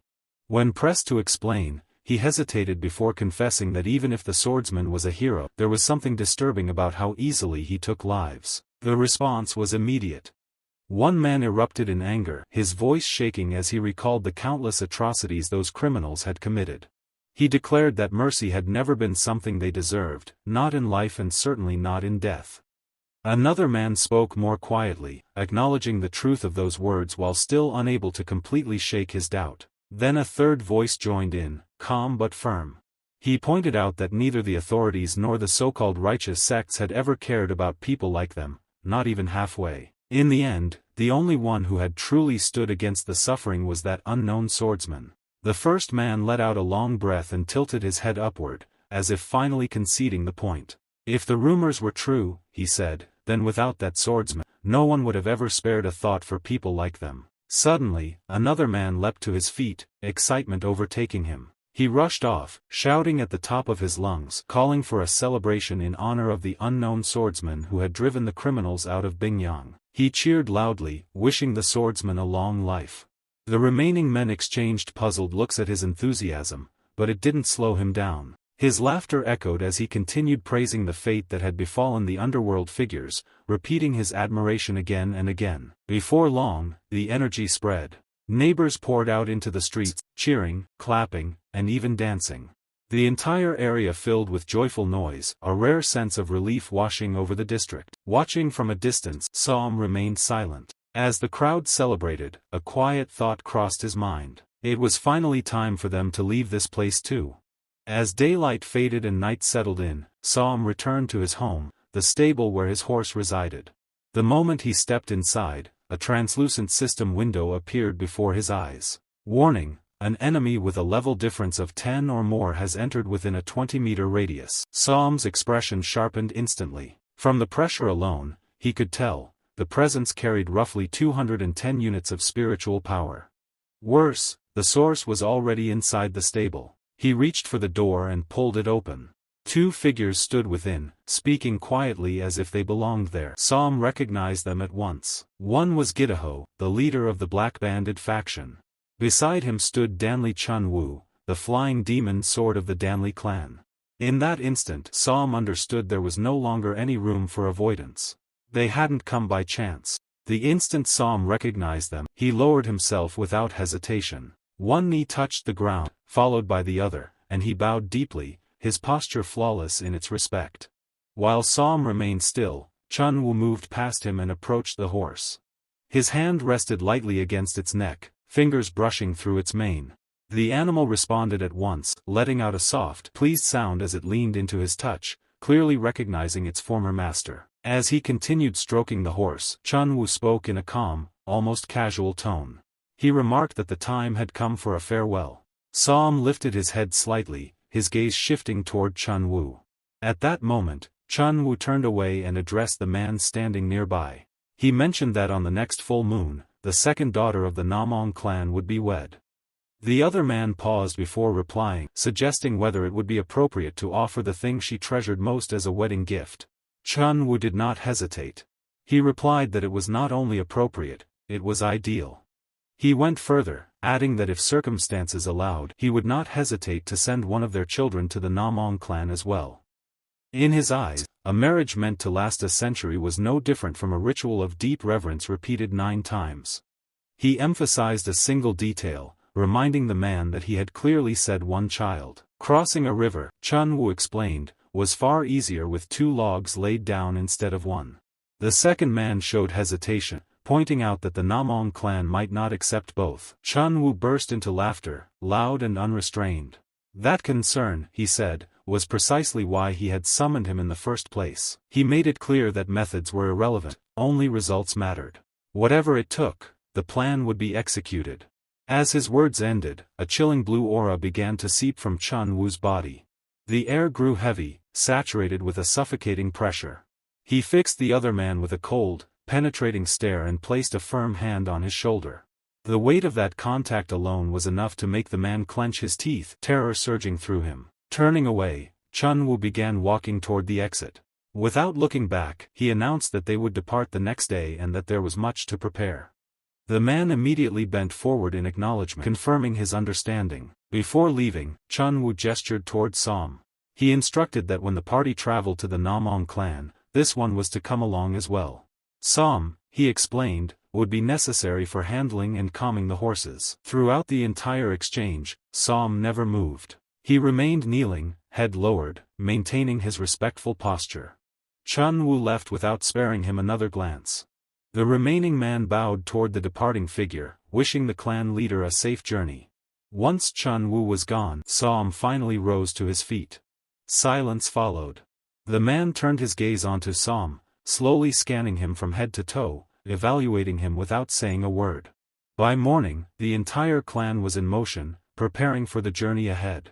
Amid the controlled chaos, Som stood quietly beside his horse, positioned at the edge of the grounds. He stared down at his own hands. A familiar thought resurfaced. If he truly wished to learn genuine martial arts, not shallow techniques or borrowed tricks, then the path he had followed so far was wrong. His mind drifted to Li Anti-Stead Canalis and to all the times he had tried to replicate the movements of clan warriors and underworld leaders. In the end, it had been nothing more than mimicry. Empty shapes without foundation. He evaluated that route coldly, dismissing it as a failed approach, one with a dismal chance of success. Another option surfaced, acquiring a secret manual and studying it blindly. Names like Zen Olimpo came to mind, and with them, the certainty that such a path led nowhere. Slowly, the conclusion became clear. The only true option was to become someone's disciple. Yet even as he acknowledged it, he understood how difficult that would be. He was already 18. At that age, people said it was too late to properly cultivate martial arts from the ground up. Still, as he considered his current circumstances, a realization dawned on him. This unexpected turn of events might be an opportunity. A faint smirk formed on Som's lips as his thoughts drifted toward the Namong clan and what awaited him there. Som's thoughts lingered on the Namong clan. One of the 5 great families of the Central Plain, a lineage that wielded unquestioned authority within Anhui. A place like that could not possibly be empty of opportunity. Where such power gathered, there had to be methods worth seizing, and prey far stronger than anything he had faced so far. His thoughts were interrupted when Chin Wu's assistant stepped forward. His voice rang out sharply as he issued a command, ordering everyone to assemble. He called for a full formation and demanded that the entire black squad present themselves at once. The response was immediate. Men hurried into place, forming clean, disciplined lines without hesitation. Once the formation stabilized, the assistant scanned the group with a practiced eye. His expression shifted slightly as he counted heads. Since they were already addressing matters, he noted calmly, there was still someone absent. Everyone was present, except the young master and the young lady. He explained that Danli Kangi was currently staying at an inn in the Bongyang business district. As for Danli Howie, she disliked traveling alongside subordinates and would arrive later on her own. With the situation clarified, he raised his hand and gave the order to move out. Then, abruptly, he stopped. Letting out a long, irritated sigh, he slapped his forehead. The frustration on his face was unmistakable. Once again, it was that troublesome individual. The narration shifts to explain who Danli Kangi truly was. He was the eldest son of Danli Chin Wu, a martial prodigy born with remarkable talent and keen instincts. From a purely technical standpoint, he already possessed everything necessary to enter the Namong clan as an external disciple. Yet his greatest flaw had nothing to do with ability. It was his character. Frivolous by nature, he was addicted to alcohol and women, indulging himself without restraint. He used women as casually as daily necessities, leaving a trail of unsavory rumors wherever he went. His reputation was so poor that scandal followed him like a shadow. Keeping this in mind, the assistant headed toward the Danley residence to drag him back. With each step, his irritation deepened. Internally, he cursed non-stop, wondering which poor soul Danley Kangi was tormenting now, and how someone could live with such shamelessness. As he approached Danley's quarters, something felt wrong. A violent surge of green energy exploded outward from inside the room. Before he could react, a body came flying through the doorway, as if kicked by an invisible giant. Danley Kangi slammed into a nearby wall, stone and wood shattering on impact. The assistant froze. Shock washed over him as fear took hold. He rushed forward, shouting Danley's name, desperately asking if he was still alive. From a distance Sam silently watched the scene unfold. At that precise moment, his system interface activated. A warning flashed before his eyes, informing him that an enemy with a level difference of 10 or more had entered within a 20-meter radius. The focus returned to Danley. Blood poured from his mouth as broken teeth scattered across the floor. His body was battered, riddled with injuries, but his fury burned brighter than the pain. Shaking with rage, he pointed back toward his room, screaming curses at the one inside. He swore that the bastard would pay for this, vowing to kill him no matter the cost. Before he could even struggle to his feet, another terrifying force descended. A second strike landed from the direction of the room, swift, brutal, and merciless. The attacker showed no sign of stopping. At last, everyone caught sight of the one responsible. Shock rippled through the onlookers. In contrast, Sam's eyes gleamed. A slow smirk crept across his face as realization struck. He could tell instantly, this was no ordinary martial artist. The man inside was a martial master. Not only that, but one who possessed a rare and specialized technique. The truth stood plainly before them. Within the ruined room stood an overwhelmingly powerful martial master, relentlessly crushing Danley Kangi with absolute dominance, striking without restraint or hesitation. As the violence drags on, a man nearby finally breaks. Unease tightens his expression as he rushes forward, no longer able to stand by and watch. The martial artist senses him immediately. Without turning fully, he tilts his head just enough to acknowledge the approach. His eyes are empty, cold to the point of cruelty. The look alone feels like a warning, pressing down on the man's chest and freezing him in place. Then it happens. A brilliant green aura bursts from the martial artist's body, surging outward like a living tide. The air thickens, heavy and suffocating, as if the world itself has been seized by his presence. Before anyone can react, his leg snaps forward again. The kick lands squarely against Danley's face. The impact sends the young master flying, his body skidding violently across the ground before crashing to a stop. The approaching man clenches his fists and finally steps forward, fury overtaking his fear.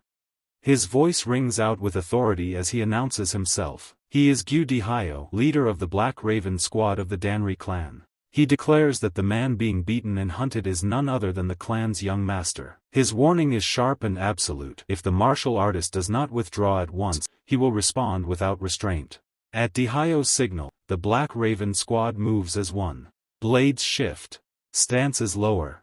Every member locks their killing intent onto the lone figure standing before them. Among them, Sasam remains silent. His eyes stay fixed on the martial artist, his expression calm but deeply unsettled. In his mind, a single realization forms: he does not know who this man is.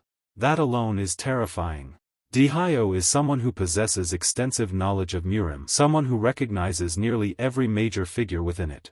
And yet, even he does not recognize this martial artist.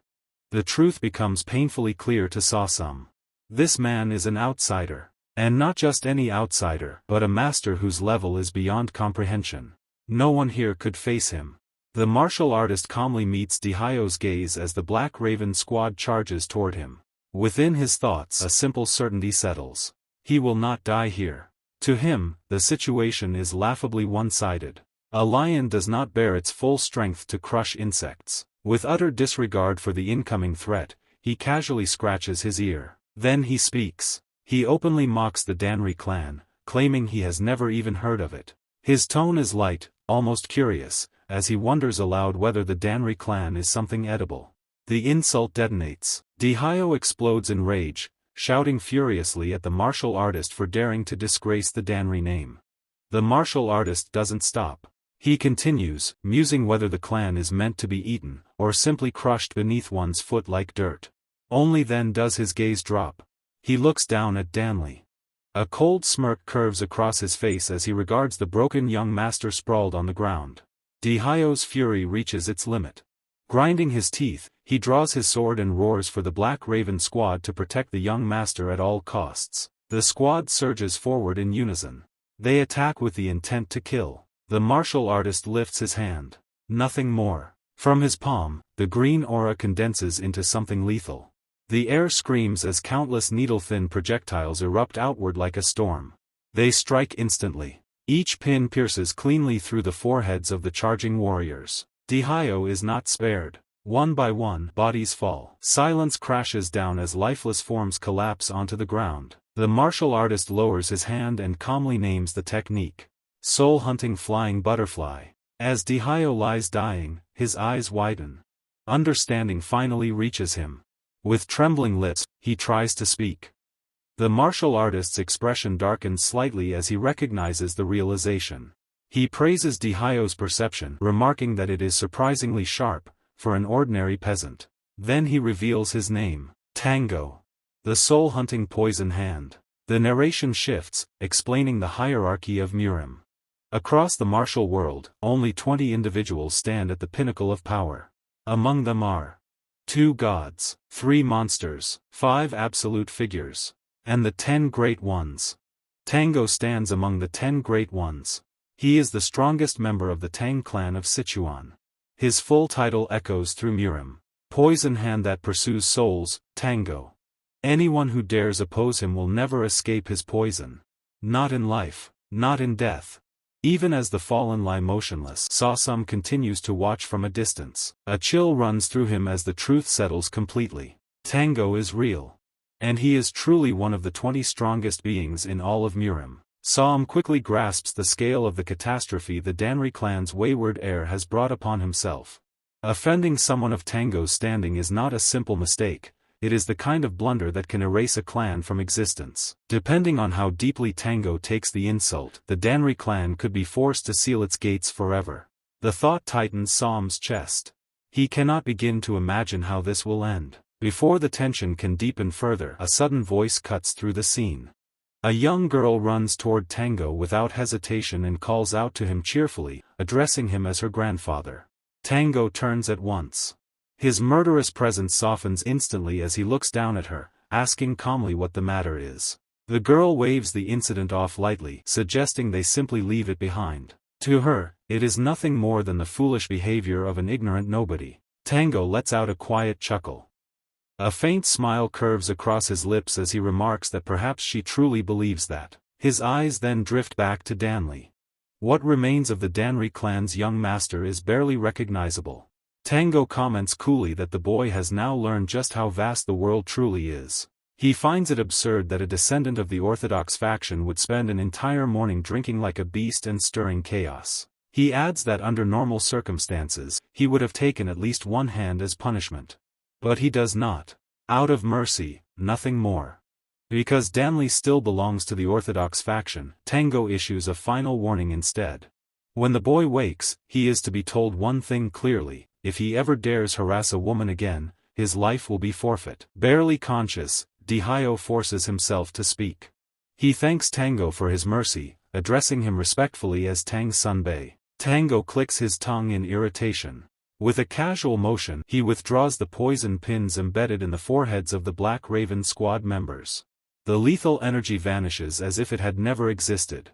He laughs lightly and calls to his granddaughter, Wa, telling her that it is time to go. As they prepare to leave, Tango's gaze sweeps across the Black Raven squad. The effect is immediate. Every single member trembles, their bodies stiff with terror. None of them can meet his eyes, none except Sam. Sam does not look away. Tango notices. His attention shifts, locking directly onto Sam. Sam meets the stare calmly, his expression controlled despite the pressure bearing down on him. After a brief pause, Tango tells Wa to wait where she is. She tilts her head in confusion, asking why. Tango steps forward, approaching the kneeling members of the Black Raven squad. One by one, they drop fully to their knees in submission. All of them. Except Som. Som remained standing. Tango walks straight toward him. As he approaches, Som's thoughts race. He cannot understand why Tango would come to him specifically, or what possible reason someone of that level could have for addressing him. Wa calls out again, confusion clear in her voice as she asks what is happening. Tango gestures calmly toward Som, reassuring her that it is nothing worth worrying about. He explains that there is simply something he wishes to ask the boy. The words only deepen Som's unease. Why him? What could Tango possibly want to ask? Tango stops directly in front of him and asks for his name. Som says nothing. The silence stretches. Tango's patience evaporates. A violent green aura erupts from his body, spilling outward with terrifying force. Even his eyes glow as killing intent floods the area, crushing down on everyone present. His voice booms as he repeats the question, no longer asking, but commanding.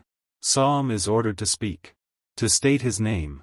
Master Tang Wu relied on his eyes more than any blade. With a single look he could see through a man's strength, his fear, even his hidden intent.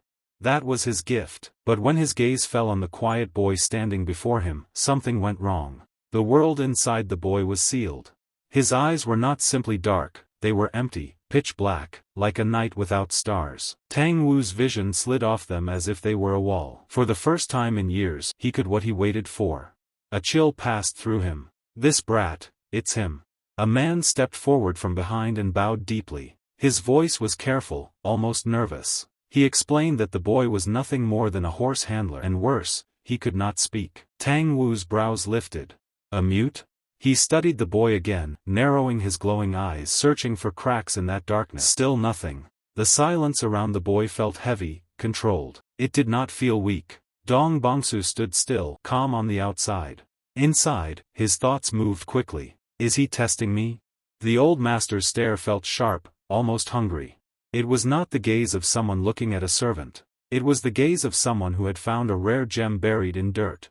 Bongsu understood what that meant. If a man like Tang Wu saw value in him, then this moment was not danger alone. It was a door. A narrow one, but real. His expression darkened slightly. An opportunity. For years he had worn the shell of Sosum, the silent horse handler. A mask of dust and sweat. A life small enough that no one looked twice.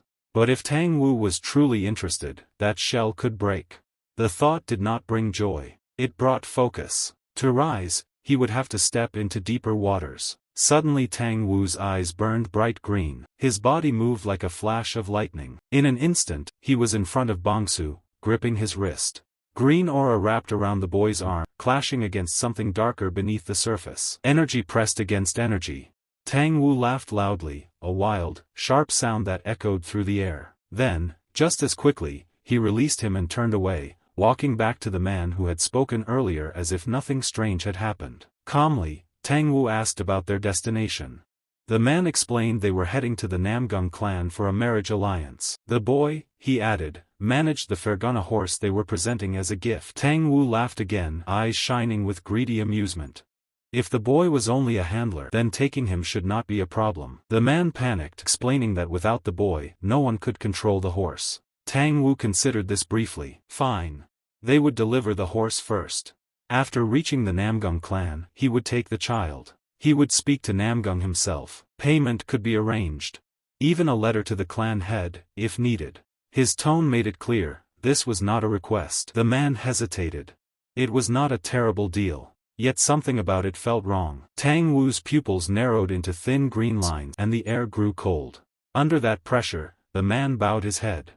In a strained voice, he admitted they had planned to present the boy to the Namgung clan head along with the horse anyway. He told Tang Wu to take him. Tang Wu's laughter exploded again, loud and wild, as if he had won a prize in battle. Bongsu remained silent, face blank. The man, however, burned with quiet anger and shouted orders to his unit to move at once. Bongsu stared at the man without expression. The man felt pressured, worrying about the horse.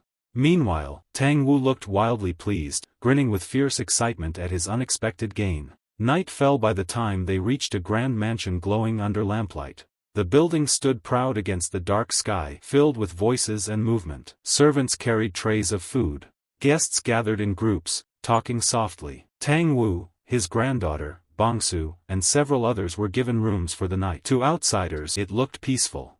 Just travelers resting before continuing their journey. But beneath that calm surface, intentions moved like hidden currents. Away from the main hall, near the horse shed attached to a smaller building, Bongsu sat alone. He crossed his legs and closed his eyes, entering meditation. The smell of hay and animals surrounded him. His breathing slowed. Since his battle with the Black Society, his control over the inventory had grown. Now he could summon it within a space of about 1 meter around his body. It was a quiet power, invisible to others. Through it, he could retrieve weapons or even corpses he had stored away.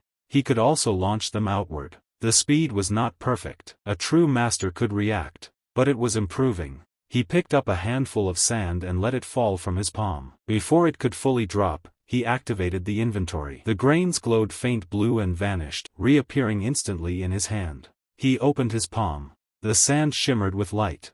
A thin smile touched his lips. He had practiced this many times. There was another method as well. Without hesitation, he tossed the sand into his mouth and swallowed. Then he activated the inventory again. Blue light flared softly from his hands as the sand reappeared clean and whole. His eyes gleamed in the dim stable light.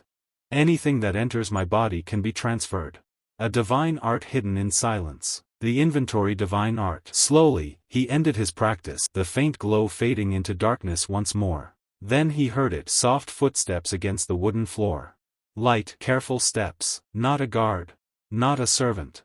Someone smaller. A girl stepped into the shed. It was Tang Wu's granddaughter. She walked straight toward him, arms folded tightly across her chest, her expression annoyed.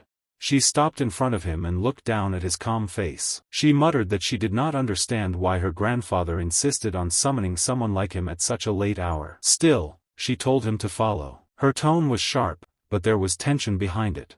Bongsu rose without a word. His face remained blank, unreadable. He followed her out of the shed and toward the brightly lit mansion. Inside, people were still eating and talking, unaware of the storm quietly forming elsewhere. The girl led him past the main hall and toward another gate. She pushed it open and announced their arrival before stepping inside. Tang Wu was already waiting. The room was large and quiet. A massive dragon painting covered the wall, its eyes fierce and alive under the lantern light. The air inside felt different, thick with intent. Tang Wu sat calmly, watching them enter. His presence alone made the space feel smaller. He ordered Bongsu to climb onto the raised platform and sit cross-legged. The girl was already seated nearby. Bongsu walked forward without hesitation and sat before the dragon painting. His back was straight. His breathing did not change. He felt the dragon's painted gaze behind him, as if judging his worth. Then came the next command. Strip everything. Bongsu obeyed without protest. His outer robe fell away. He removed his kimono and sat bare under the lantern light, exposed but unshaken. There was no shame in his expression, no anger. Only quiet acceptance. Tang Wu studied him closely, eyes sharp and calculating. He gave a low chuckle and remarked that the boy's physical structure was promising. From within his robe, Tang Wu pulled out a small box. The moment the girl saw it, her composure broke. Inside were the Dragon Phoenix Golden Needle, legendary tools known for rituals that push the human body beyond its limits. She demanded to know what he intended to do. Her voice trembled, not from fear alone, but from understanding. Tang Wu set the box down carefully. He spoke of an old saying, an orange grown in Huainan becomes a bitter trifoliate orange when planted in the north. The meaning settled heavily in the room. Environment shapes destiny. Roots decide what fruit grows. Bongsu's eyes widened slightly as realization struck him. If Huainan was the Danri clan, then Huaibei was the Tang clan. If the orange was Sosam, then what would he become here? Tang Wu's gaze deepened. He declared that he would perform a great ritual. It would be agonizing. So painful that death might seem like mercy. But if Bongsu endured it, if he survived, he would gain something far greater. And his muteness would be cured. The box opened. Golden light burst outward, filling the room with a powerful aura. The needles shone as if alive, humming with restrained force. Even the air trembled. Tang Wu looked directly at Bongsu and asked if he would accept it. The girl rushed forward, gripping her grandfather's shoulder. She protested, saying such a decision required the elder's approval. This was no small matter. It could not be done on impulse. But Tang Wu's face darkened and his eyes burned gold. His resolve was absolute. Her words faded before they could fully form. She stepped back slowly, powerless to stop him. Tang Wu's laughter echoed through the chamber once more, wild and filled with ambition. The dragon painting seemed to loom larger behind them. The ritual was no longer a question of permission. It was a turning point. Bongsu remained still. Curiosity flickered in Bongsu's widened eyes. Not fear. Not refusal. Curiosity. Tang Wu picked up one golden needle between his fingers. Its tip gleamed sharply under the light. He asked the final question. Was the boy ready to receive the surname of the Tang clan? Bongsu's eyes opened wider. There was no clear answer written on his face. Not terror. Not excitement. Not surrender. Only a deep, unreadable focus. The dragon watched in silence, and the needle hovered in the air, waiting. In the Murim, many names were given to those born with rare talent. Heavenly meridian body. Wheel turning sacred emperor aspect, like the wheel of samsara turning through fate and rebirth. Ninth grade sacred bone. Heavenly martial heart meridian. Cosmic sacred bone. These were titles spoken with respect and fear. Such people were said to appear once in 10 years, once in 100, sometimes once in 1,000. If someone was born with one of these gifts, it was enough to change the flow of history. Their names would be remembered. Their clans would rise because of them. Yet even among such legends, there was something greater. Master Tang Wu believed he had found it by chance. A talent beyond rare numbers. What did it matter if a genius appeared once in a century? What did it matter if heaven favored someone once in a millennium? Before him sat a boy whose body had never existed before in all the history of the Murim. A body with no meridians. At first, Tang Wu had thought the boy was simply untrained. An ordinary youth who had never learned martial arts. But when he examined him carefully, he realized the truth. The acupoints every human possessed were missing. The inner pathways where energy flowed did not exist. There was no structure inside him. No channels to guide power. Nothing at all. It was not emptiness caused by ignorance. It was true absence. As if he had been born unfinished. That discovery did not frighten Tang Wu. It excited him. If there were no paths, then new ones could be created. If there was nothing, then anything could be built. A blank body could be shaped into the perfect vessel. If raised correctly, if controlled from the beginning, the long-lost art of the 10,000 flower rain might be restored in its true form. For centuries it had survived only as a shadow of itself. Through this boy, it could bloom again. And when it did, the powers of the Murim would bow to the Tang family. Their name would stand above all others. The future of the clan rested in his hands. Tang Wu smiled, and the smile did not hide his greed. His eyes slowly turned white as he lifted a golden needle between his fingers. Across from him, Dong Bongsu sat quietly beneath a painting of a dragon. The room was silent except for their breathing. Tang Wu asked him one final time whether he would accept the Tang surname. The boy simply nodded. He was ready.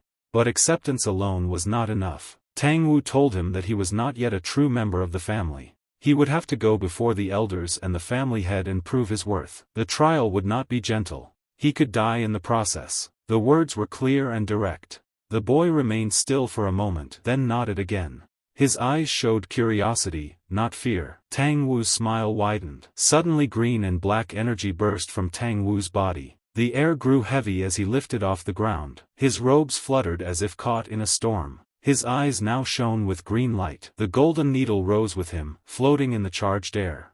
In one corner of the room, his granddaughter remained seated, watching silently. Tang Wu declared that he would now perform the great reformation ritual. Still levitating, he moved behind Dong Bongsu. Without turning his head, he ordered Wyatt to stand guard.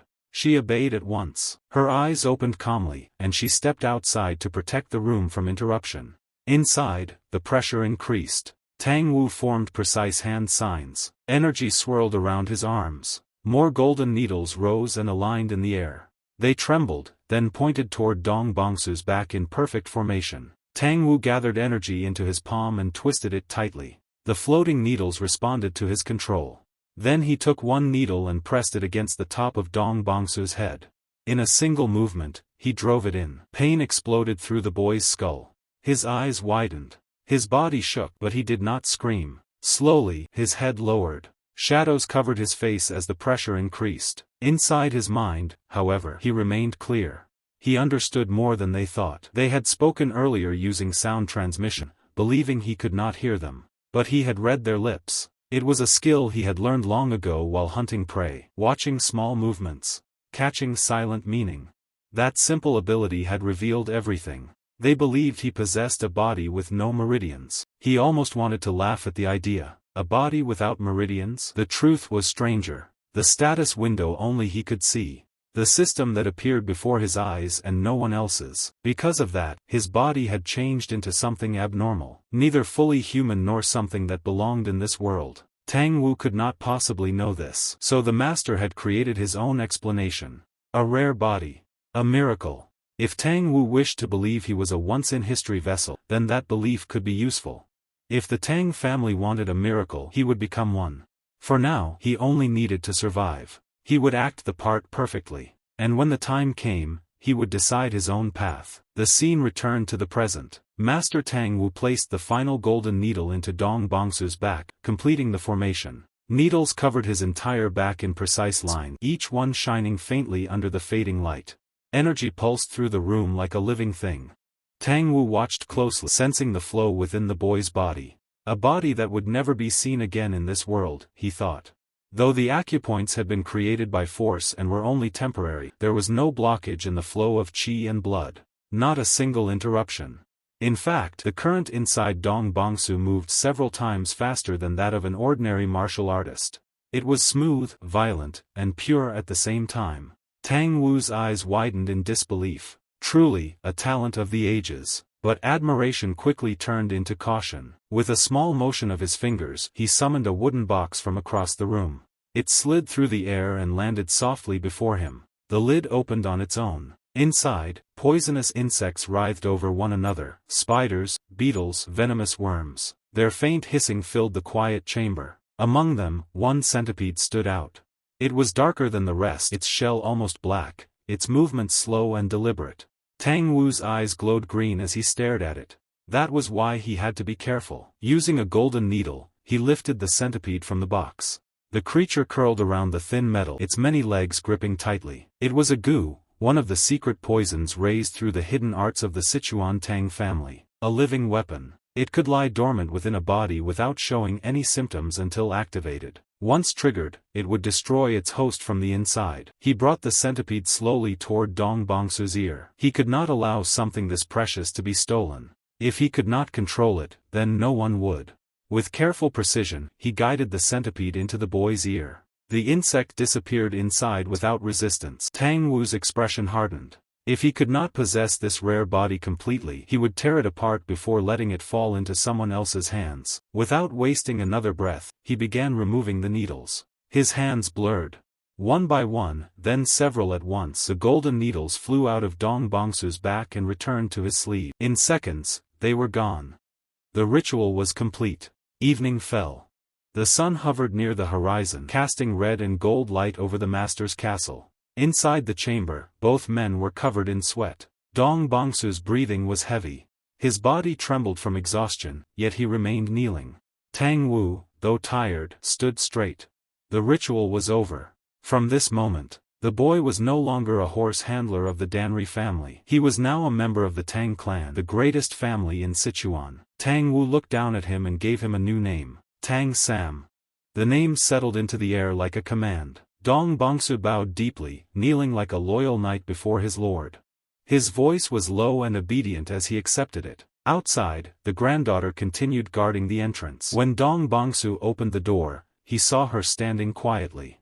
He did not disturb her. She did not react as he passed. Perhaps she had grown tired. Perhaps she simply did not sense the change within him. He walked out of the mansion alone. The evening wind brushed against his face. The sky burned orange as the sun slowly disappeared. For a moment, he stood still, thinking. Then his hand began to glow with a faint blue light. He summoned that centipede. Dong Bongsu stared at it without emotion. Then he closed his fingers. With a sharp crush, the goo burst. Dark blood spread across his hand before evaporating into smoke. He smiled. The mute sosum of the Danri family was gone.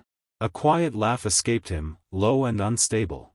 The name Dong Bongsu no longer mattered. That powerless stable boy had died the moment the ritual began. Now there was only Tang Sam of the Sichuan Tang family. This name would become his wings, and through it, he would rise. The full moon hung high in the sky, glowing softly and spreading its pale light across the silent night. Beneath that a lonely mountain. At its peak rested a grand castle, its tall towers and stone walls shining faintly under the moonlight. One balcony opened toward the vast valley below, empty and untouched by movement. Yet one window nearby burned with warm light. Beyond that glowing window lay a large private chamber. The room echoed with sounds that broke the calm of the night. Soft cries, heavy breathing, and the rhythm of two bodies moving together. On the wide bed, a white-haired man lay over a pink-haired woman as they chased pleasure without restraint. Their skin glistened with sweat under the dim lamplight. The woman clutched the bedsheet tightly, her fingers curling into the fabric as waves of sensation passed through her. Her eyes shut firmly while a small moan escaped her lips, her body trembling slightly as she held on to the moment. For a brief second she relaxed, breathing unevenly. Then her eyelids slowly lifted again. Her gaze wandered upward toward the ceiling, still half lost in the haze of pleasure. Something strange caught her attention. At first it looked like nothing more than a shadow or a blur against the wooden beams above. Her eyes opened fully. A man clung silently to the ceiling above them. A blade rested behind his back, already prepared for a killing strike. In the next instant the masked figure dropped down from the ceiling without hesitation. The woman's voice tore through the room as she screamed in terror. The white-haired man reacted instantly to the sudden cry and movement. His sharp instincts analyzed the situation in a single heartbeat. The assassin's blade came down toward the bed with deadly speed. Blood splashed across the sheets as the attack landed. But the white-haired man had already jumped away from the bed before the strike reached him. The woman was not fast enough. The blade cut through her body, ending her life instantly. The white-haired man landed on the polished floor and slid across it smoothly. Even while moving, he reached for a nearby silk kimono and pulled it over his shoulders with practiced ease. When his slide stopped, he lifted his head to face the attacker. The masked man stood quietly in front of him, sword dripping with fresh blood. The white-haired man slowly raised his hands in disbelief, staring at the scene before him. Shock quickly turned into anger. His forehead wrinkled as irritation spread across his face. For a moment he seemed unable to accept what had just happened. Then his eyes dropped to his clothing. Dark red stains had splashed across the smooth silk fabric of his robe. The sight annoyed him far more than the dead woman behind him. The masked man ignored him completely. Without a word he raised his sword and began walking forward with slow, steady steps. His glowing white eyes remained fixed on his target. The white-haired man felt irritation boiling inside him. He demanded to know who the stranger was, but the assassin offered no answer. Instead, the masked man lowered his stance and prepared an attack. His sword lifted high above his head, gathering power as the air around the blade began to swirl. The white-haired man watched carefully as the assassin launched the strike. The attack glowed with the same white energy as the man's eyes. In response, the white-haired man's own eyes flared bright pink. Energy rushed through his right arm and reached the sword strapped to his back. The weapon vibrated with power before flying into his waiting hand. Pink light exploded along the blade as he gripped it tightly. Both fighters struck at the same moment, their swords colliding in a burst of energy that shook the room. The clash pushed both men apart slightly. The white-haired man's face darkened as anger filled his expression. He mocked the assassin's strength, believing the attack to be weak. Yet the masked man calmly defended the following strike, their blades grinding together as sparks scattered across the floor. With a sudden push, the white-haired man knocked the assassin's sword away and forced him backward. Seizing the opening, he leapt forward and unleashed a powerful slash meant to end the fight immediately. However, the assassin had already moved. Even while being thrown back, he twisted his body in midair and shifted his position, avoiding the fatal blow. The white-haired man attacked again instantly, unleashing another strike with relentless speed. His blade glowed pink once more as he sent multiple slashes rushing toward the masked figure. Yet the assassin remained calm. Black energy gathered along his sword like thick ink spreading through water. His glowing eyes sharpened as he swung the weapon. Dark slashes burst through the room and destroyed the incoming pink attacks one after another. Within seconds the clash of energies ended, leaving the chamber silent again. The white-haired man stared in surprise as he recognized the technique used against him. Realization dawned slowly. He spoke the assassin's name with a mixture of shock and amusement. The masked man then removed his mask, revealing a younger but skilled warrior beneath. He calmly corrected the time that had passed since they last met, 9 years and 190 days. The white-haired man laughed loudly and sat down in a nearby chair, clearly entertained. He confirmed the man's identity as Mad Cloud and asked why the 18th Cloud had come personally. Mad Cloud answered with a calm voice, explaining that orders had arrived for Ash Shadow. When asked what those orders were, he finally revealed the mission, the first stratagem. After hearing the words, the man's expression slowly darkened. His eyes widened with clear shock, as if the weight of those few sentences had struck him harder than any blade. His hand trembled slightly, and the silk kimono resting on his shoulders slipped down and fell loosely around his arms. Then, suddenly, a loud laugh burst out of him, breaking the tension that had filled the air. He declared that they were finally going to do it. The moment had arrived at last. But another thought immediately crossed his mind, and he quickly asked about Shifting Shadow. What role would that man play in all of this? The older man standing before him answered calmly. The target was the Namgung clan. On the 15th day of this month, Shifting Shadow would be holding his wedding. The white-haired man tilted his head slightly, confused for a moment. A wedding? The word did not fit easily with the image he had in mind. Then realization slowly began to form. His eyes narrowed as his mind raced. He spoke again, questioning what he had just heard. Could it really mean that Shifting Shadow himself was the one getting married? The thought irritated him instantly. His teeth clenched tightly as anger rose within him. After a short pause, he asked the next question that mattered far more to him, the scope of the mission. The old man did not answer right away. Instead, he simply closed his eyes, remaining silent. The lack of response only made the white-haired man more irritated. Sitting in his chair, he began tapping his fingers against the armrest repeatedly, the sharp sound echoing in the quiet room. The tapping continued for several seconds until the old man finally spoke. Everyone except Shifting Shadow and Namgung Hai. The tapping stopped instantly. The man slowly lowered his hand, the meaning of those words settling into his thoughts. The white-haired man leaned forward slightly and spoke again, his tone more serious now. He explained that the soul-chasing poison hand would soon arrive in Anhui. The forces already stationed here would not be enough to handle everything. The old man folded his arms quietly and answered in a dark, steady voice. Then 5 shadows will go. The white-haired man tapped the chair once more, this time much more slowly. He repeated the words with curiosity, asking if they truly meant to send 5 shadows now. For a moment the room felt heavy with silence. Then a cruel smile spread across his face. His pink eyes glowed faintly with excitement. That should be enough. The old man, preparing to leave. His duty here was already finished. He calmly announced that he had delivered the orders. But just before he could step away, the white-haired man suddenly called out to him again. His tone sounded almost casual as he asked one last question. What was Shifting Shadow's name again? For the first time, the old man's expression darkened. Though he remained calm, a surge of dark energy rose around him like a storm gathering in silence. Black power flickered through the air. In the next instant he vanished completely, disappearing from the room without another word. The white-haired man sighed and rubbed his forehead with one hand. He's as unlikable as ever. He stood up slowly and stretched his arms with a tired groan. Then he spoke again with a strange mix of envy and sarcasm. He admitted that he felt jealous, deeply jealous. All the shadows had once believed they would live alone forever, hidden in darkness. Yet Shifting Shadow had somehow become a hero within the Orthodox faction. Not only that, he had even gained the most beautiful woman in Anhui as his bride. Meanwhile, he himself remained trapped here, rotting away in this gloomy place. He walked out onto the balcony and looked down at the city below. After a moment he snapped his fingers once. Instantly a figure appeared behind him, arriving as if summoned from the shadows. Without turning around, the white-haired man calmly gave his orders. The room was to be cleaned. The filth on the bed had to be removed. And then, with a cold expression, he added another command. All the guards who had been on duty that night were to be killed. The servant bowed immediately and accepted the command. Yes, branch leader. The man ignored him and continued staring at the view before him. The city below shone beautifully under the full moon. From a distance the castle itself looked magnificent, glowing proudly over the land. This was the Anhui branch of the heavenly demon divine cult.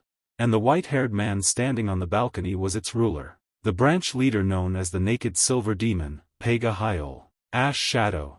He looked out over the city and slowly smiled to himself. Now it really begins. Far away from the castle, deep within the dark forest, another force was approaching. It was not a single traveler but an entire group moving through the night. Many warriors marched together in disciplined silence, forming a small army as they advanced toward Anhui. At the front rode an old man named Tang Wu, guiding his horse calmly through the trees. Beside him rode his granddaughter on another horse. Walking close by was Bongsu, now known as Tang Sen, holding the reins of a horse as he followed them forward. After some time, Tang Wu raised his hand and ordered the group to stop. His eyes studied the distant land ahead. They had arrived faster than he expected. Nearby, Tang Su looked toward the horizon thoughtfully. Before them lay the land where the Namgung clan ruled with absolute authority. Anhui.